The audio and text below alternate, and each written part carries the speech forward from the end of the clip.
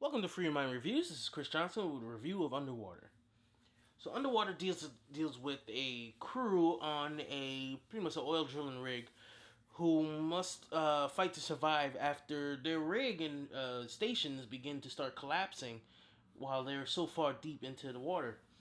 Now, what looks like a natural disaster at first becomes obviously something more when creatures begin to try to pick them off one by one while they try to get to safety.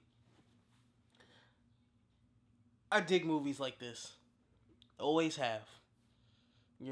For me, the two best monster movies of all time, of course, are Aliens and Alien. Uh, and I still think the Xenomorph is, even with Alien Covenant's horseshit, is still the greatest movie monster to have ever lived. And whenever they do a movie that seems alien esque, I'm always ready to go see that. Whether it is the specific monster uh, in a claustrophobic setting movie, or even something like Event Horizon, which was the whole damn ship is evil. The ship from hell. I dig that movie too. I think that's Paul W.S. Anderson's best movie. I know for a lot of people that ain't saying, well, for most of us, that's not saying much. But hey, it's just how I feel about that movie.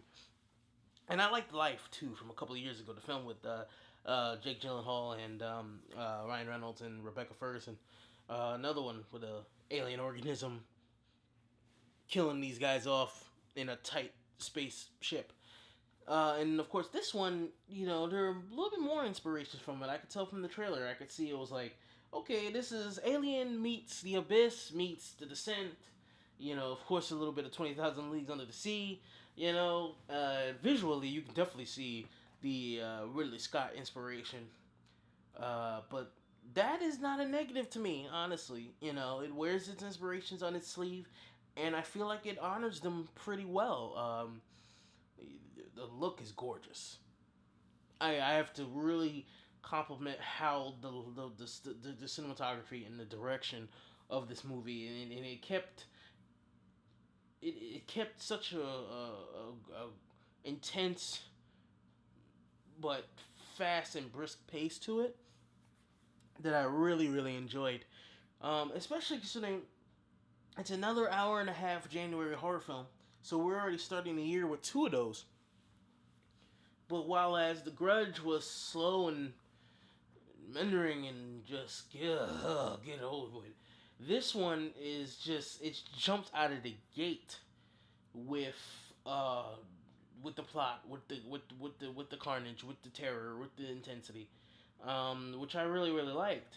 Yeah, sure, you could, okay, if you want to do character development, maybe you could add it 10, 20 minutes to the opening before the disaster, but then, then it'd be just every other movie like this. I kind of like that it, it, it jumps out of the gate, and then once it does, it doesn't stop because there's no time to stop. Kind of like Dunkirk in a way. Who has time to talk about what their life is like at home when you are basically at risk every second?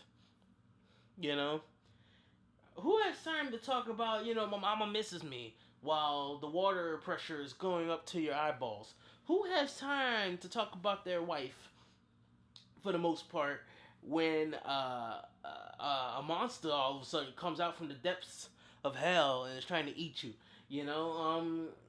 Yeah, sure, I love character. You know me, that's my anybody. Any of my friends who watch my movies know that. But sometimes it's kind of cool to just go like, you know what, boom, let's go, and to see it be as well made as this, in my opinion, and well acted too. Let's get to that now, because just like Robert Pattinson, we need to stop using Twilight against Kristen Stewart. Look, those movies stink. The material stunk. There wasn't much there, honestly. I hate Bella Swan as a character, but I don't hate Kristen Stewart. Okay? And even the original idea that I had before, which is, oh, she's just not good in big movies or genre movies. But then she's good in this. She's really good in this. It was almost like seeing the character from Panic Room grown up. You know, and it's great that we're the potential that she showed in that film is pretty much now being for me fulfilled in of course in her independent work, and now of course now stuff like Underwater, where it's like there's not a blank canvas there. I know a lot of us say she's blank. She just does certain little things and she has no range. She does. But where the hell were you gonna get at in that character of Bill Swan? You weren't. And in that material, you weren't. Same thing with Pattinson. Dude's a lightning bolt of an actor.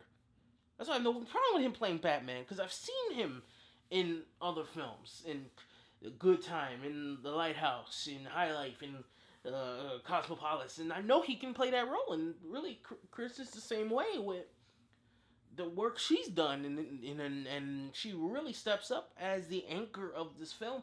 And then with other good supporting performances from Vincent Cassell, who's always been a really dependable actor.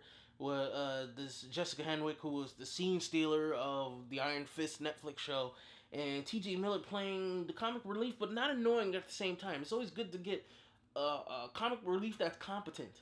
You can say he's the Hudson in the film. I've seen that comparison, and yeah, it's kind of true. I mean, he's not as whiny as Hudson. That's what made Hudson memorable to me. That he was a competent guy, but he was not hiding the fact that he was scared shitless.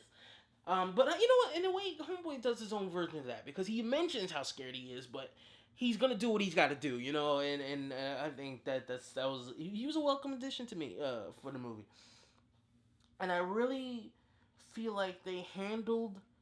I don't know what the budget is for this movie, but they used it to the fullest. The monsters look amazing, but they also don't overuse. They don't overshow them. It felt old school like that. It felt like Alien in that regard, the original Alien, where you only see bits and pieces of the creature, and every bit and piece that you see really, really works. Um, and I love creature features. I find space terrifying. I find underwater depth and not knowing what's there terrifying.